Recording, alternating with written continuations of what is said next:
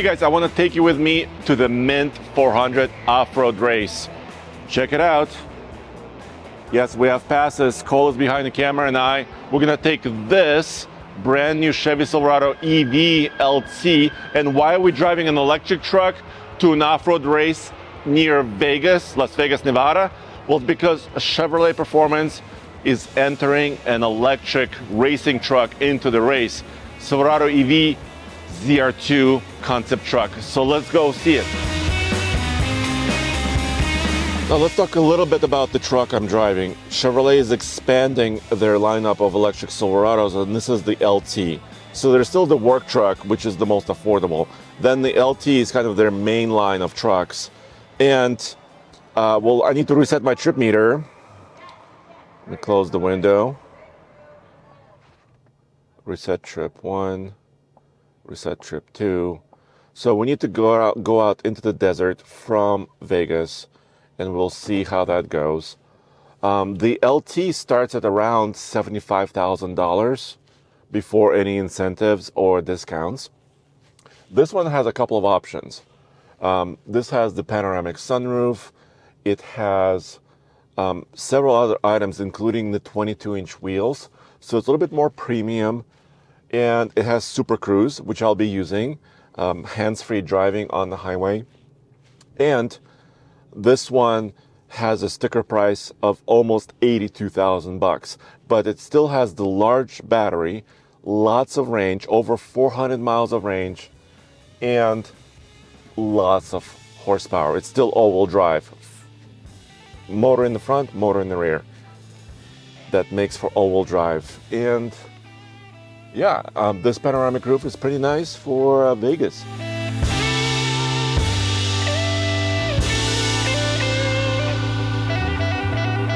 All right, so we're getting on the highway and we're in a convoy. We got a couple of Silverado EVs, LTs in the front and also in the back of us. So we're all leaving. Chevy and Chevy Performance team invited us to this event, and we have access to look at the pit area, look at the race trucks, not just electric, but also all of their race trucks as well participating. They have 3 other race trucks in this race. And let's talk a little bit more about this LT. So this is not the highest horsepower level because the RST is currently at the top of the Silverado EV lineup, but this LT still has 645 horsepower, and it has Super Cruise like I mentioned. So I should be able to push a button here on the steering wheel, and if it's pre-mapped and everything is happy, it'll just take me there. Now let's talk about the Mint 400 just for a second. They say, well, I've never actually followed or spectated it in person, but they say that this is one of the best off-road races to watch. Why? Well, for a couple of reasons. First of all, it's in nature. It's in the desert, so it's not a prepared course. It's wide open, natural terrain. Of course, it's mapped, and the racers are doing laps. Some racers are doing laps that are about 73 miles long. Other people are, depending on your class of race truck, are doing 100-mile laps through the desert. But you could also get on the highway and spectate at multiple points along those routes and see your favorite racers come by multiple times. And it's kind of unique for desert racing because some desert races start in one place and they go to another place hundreds of miles away, and you may see your favorite racer once or maybe twice. So this should be a great experience. And we're following mainly this electric ZR2 concept truck, which is also a race truck. And well, I want to show it to you at the pit area right now.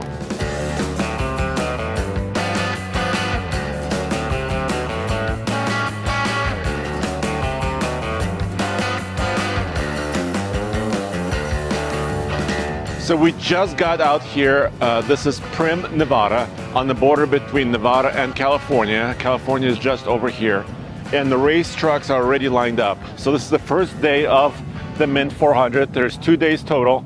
And you can see right there, that's the Silverado EV ZR2 concept truck, but it's also a race truck. Here's some specs. So Chevy Performance team started with a prototype, pre-production work truck with a big battery. And then they went to modify it. So they gave it a suspension lift. It's got big, giant coil springs on all four corners, so no air suspension. It has no four-wheel steering, just front steering like a normal truck would be. It has very, very fancy Multimatic ASV adaptive spool valve shocks. It's got 37-inch tall tires, a wider stance, new body flares to cover those giant wheels, and a wider stance.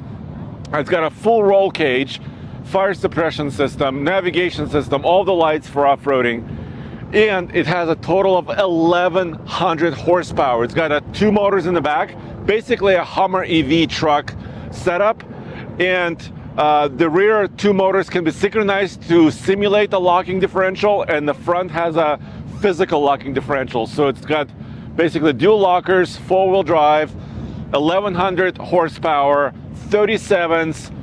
Well, not a ton of ground clearance. You can kind of see how it compares to some of the other racing vehicles. There's a couple of military side-by-sides, and it's kind of a mixture of different vehicles. There's a couple of other side-by-sides. There's VW Beetle class, and there's some other vehicles up ahead, including that looks like a Ford Crown Vic off-road racer. That's how crazy this can get as far as a variety of vehicles. So now let's see the new ZR2 launch on the starting line.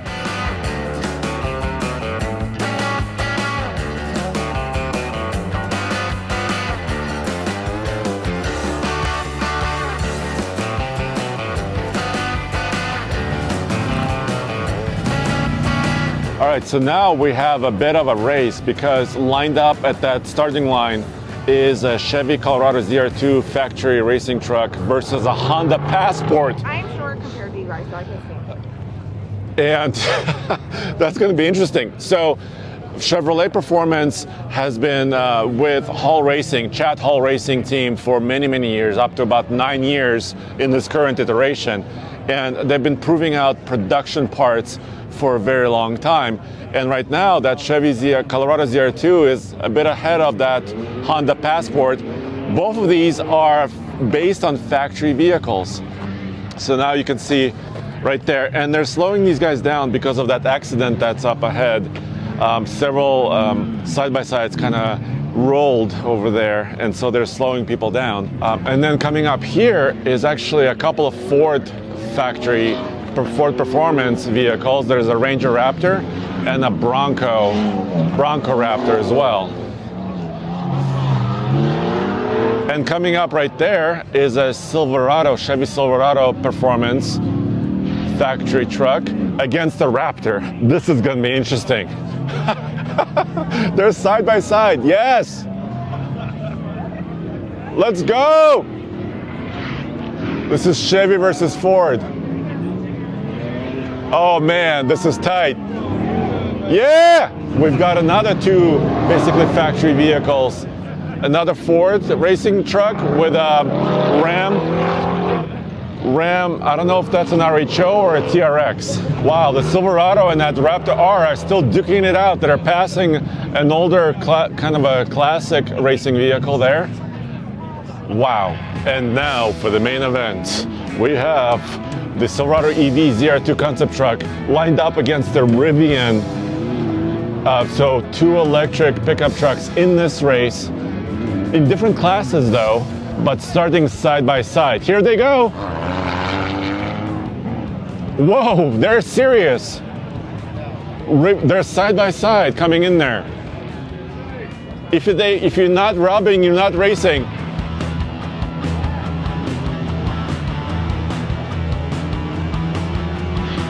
He's on the inside. He's on the inside. These are behemoths. So the Silverado EV ZR2 is about 10,000 pounds. There we go.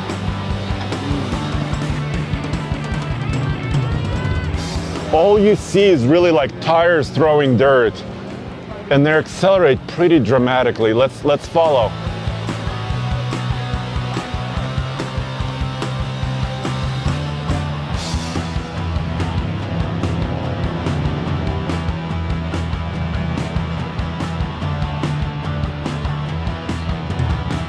right, launch it. All right, that's into space. Go into space.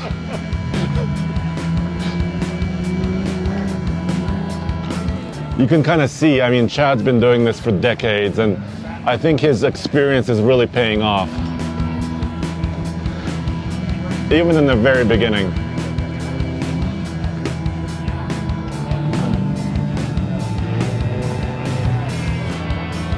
Alrighty, so he opened up a little small lead. There you go. We've got a military armored vehicle. It will flatten all the whoops. It will just go through them, right? Oh yeah, there's a guy up there in the turret. Don't piss him off.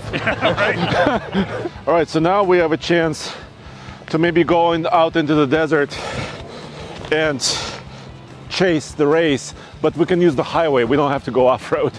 And hopefully, Cole, can you help me? Oh, there. I think I've gained some weight in Vegas. All right, let's go.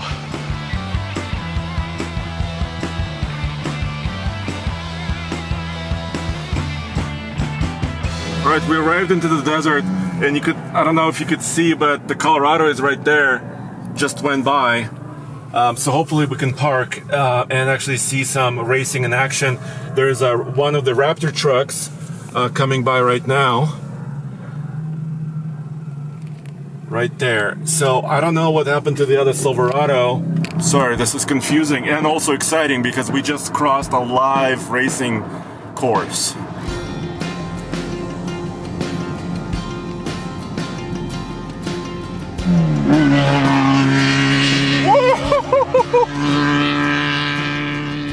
I don't know if that was sanctioned or what, but we just got passed by a bug. Oh wow, I can hear a lot of different engines in the background. We must be close. Yeah!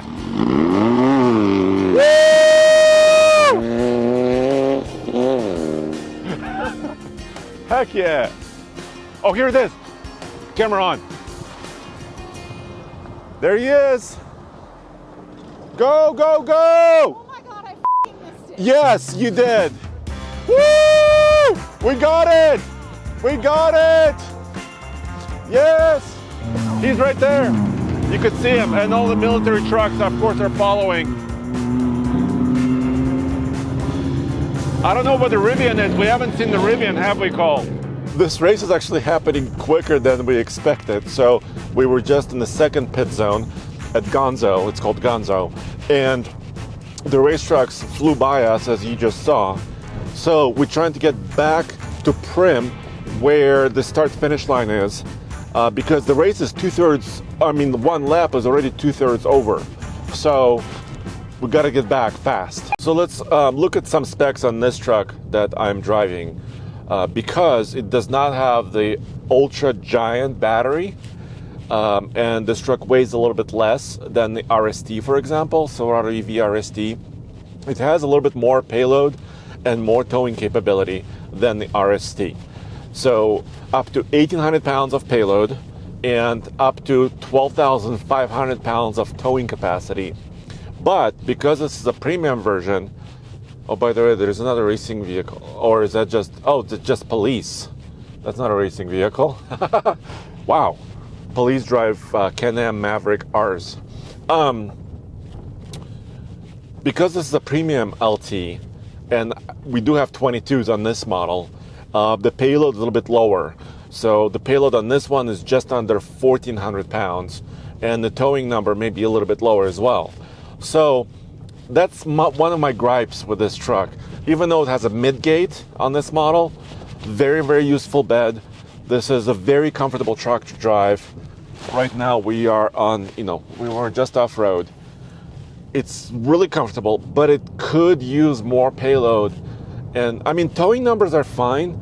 12,000, 11,000 pounds of towing is just great, but the payload needs to be higher because you want to carry 5 people, stuff in the bed, maybe a trailer behind you.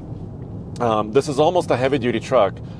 I want to see over 2,000 pounds of payload on some of these models very, very soon. But because of the big batteries, because of other chassis that these trucks have. I mean, the payload is limited.